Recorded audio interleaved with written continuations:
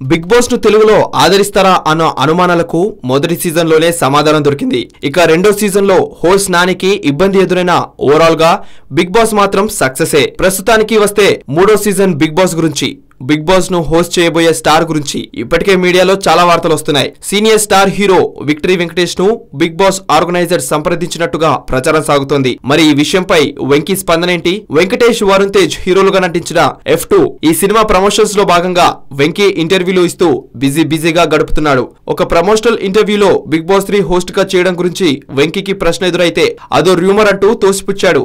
అంటే అసలు big boss organisers Daggubati హీరోను సంప్రదించడం అనేది స్పెక్యులేషన్ అయినా కావచ్చు, లేదా వెంకీనే హోస్ట్ గా చేయడం ఇష్టం లేక రూమర్ అని తోసిపుచ్చి ఉండవచ్చు.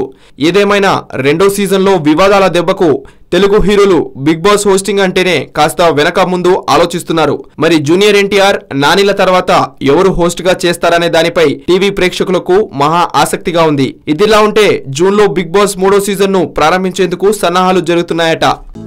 హలో, మిమ్మల్నే యోయో టీవీ యాప్ డౌన్లోడ్ చేసుకున్నారా? ఇంకా లేదా?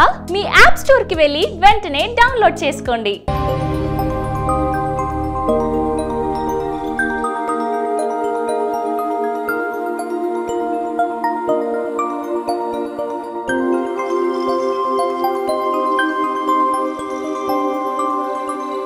ఈ వీడియో గనుక మీకు నచ్చినట్లయితే లైక్ చేయండి, షేర్ చేయండి అండ్ సబ్స్క్రైబ్ చేయండి.